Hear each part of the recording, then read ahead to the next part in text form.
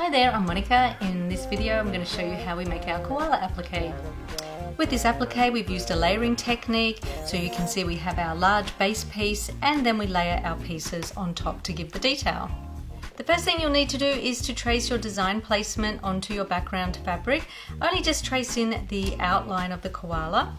Then you'll need to cut your piece out for your koala.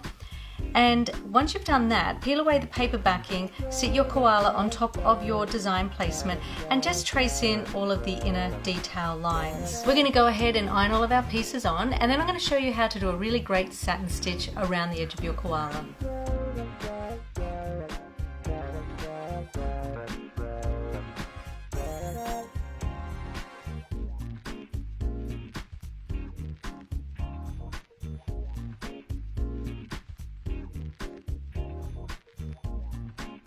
So I've ironed all of my pieces on except for the inner eyes and the claws.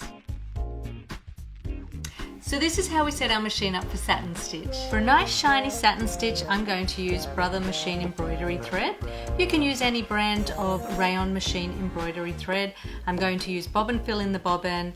I'm using a size 75 machine embroidery needle, and I'm also going to use my open toe foot. If you don't have an open toe foot, you're looking for a foot that has got a groove on the underside of it, and that helps the satin stitch to just slide easily underneath the foot without jamming up. For satin stitch, you'll definitely need a nice firm to medium weight tearaway, and test your stitch first of all. So satin stitch is a zigzag. I'm using a width of 3 and a length of 0.4, so that's quite close together. You may also need to reduce your top tension down to about 3. Some machines may also have a preset satin stitch, so just double check to see if you have that. First of all, test your stitch.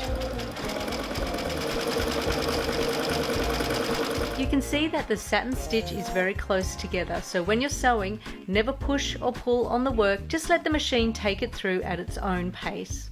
And here's the back view. It's much better to have some of the top thread coming through to the underneath than having the bobbin thread coming through to the top.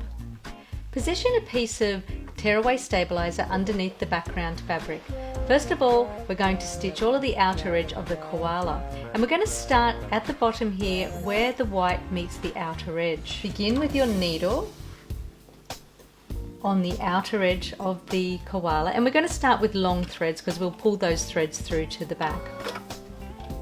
When we start sewing, you'll see that the needle comes into the applique, and on the outside edge it's just going just on the outside edge of the applique.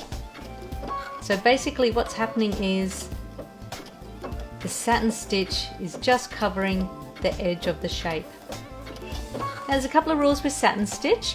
When you feel that you need to pivot and maneuver your work around the shape, when you're sewing around what I call an outside curve, stop with the needle on the outside edge to pivot. So the foot lifts slightly and then I'm just pivoting to maneuver into the direction that I need to go. You might want to move your speed control down so that you can have a little bit more control.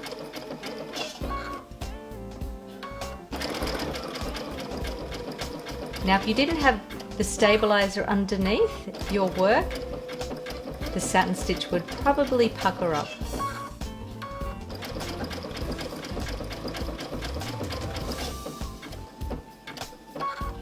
So never push on the work because that's going to leave gaps between the satin stitch.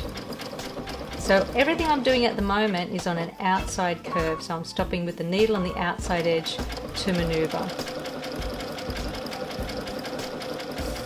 I'm just going to continue sewing up to the next edge of the koala's body, which is going to be up to the ear.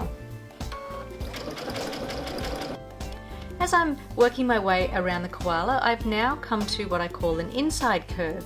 So whenever I need to stop and maneuver around the edge of the applique shape, I'm going to stop with my needle on the inside edge or on the left hand side.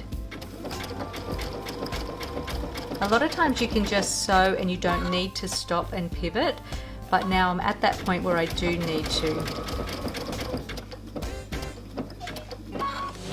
If I was to stop with my needle on the outside edge, I would open up the satin stitch, leaving a little V-shaped gap, which is what we want to avoid doing. I'm now approaching what I call an inside corner. So to sew my inside corner, I'm going to sew past the corner just a little bit. I'm going to stop with my needle on the inside edge, and then I'm going to pivot.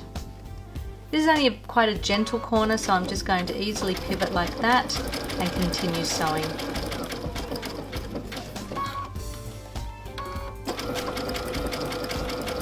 As I approach my next corner, this is what I call an outside corner, and I need to stop with my needle on the outside edge. Quite similar to when we do an open zigzag. So we stitch all the way to the corner, and stop with my needle on the outside edge, and then I'm going to pivot, and then what I'm going to do is I'm going to lift the needle, and then I'm going to lift the foot, and I'm going to just slide forward or shift forward slightly, foot back down, needle down, and I normally like to just kind of bite into the satin stitch a little bit. I've come a little bit past it there, but that's still going to be okay.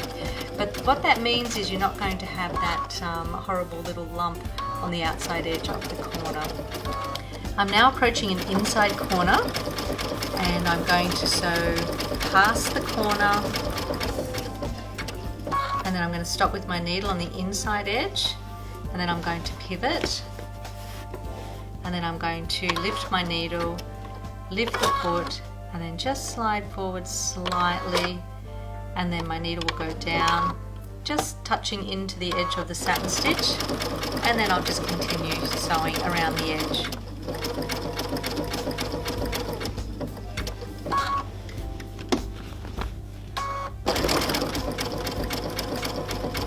Continue stitching around the outer edge of the koala using those techniques that I've just explained. So I finished stitching around the koala, and I finished here. Now I've stitched a little bit onto that white piece there, but that's okay because that will get covered when I stitch around the edge of that piece there using the satin stitch. I've started and finished with long threads, and then I'll just quite simply pull those threads to the back and then tie those off by hand. I'm now going to show you a tip for sewing very sharp points. To sew the inner pieces, I've narrowed my width down to 2.5.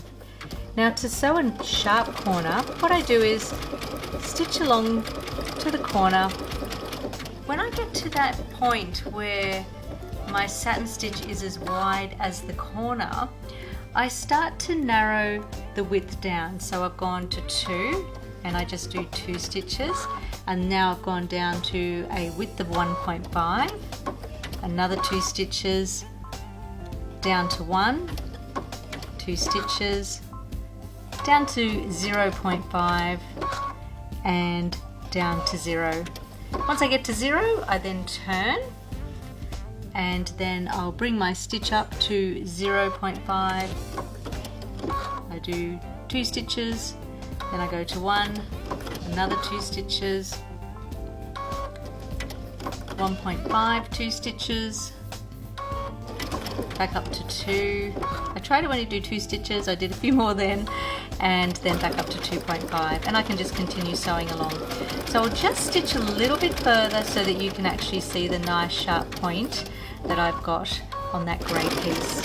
So here are my nice points. So I've almost finished stitching my koala with a satin stitch. I stitched the outer edge of the eye before applying the 2 inner pieces of the eye, and now I can go ahead and stitch those. And I've also now ironed on his claws. I'm almost finished stitching my koala. I'm going to keep going. I hope you enjoyed this video, and we'll see you again next time.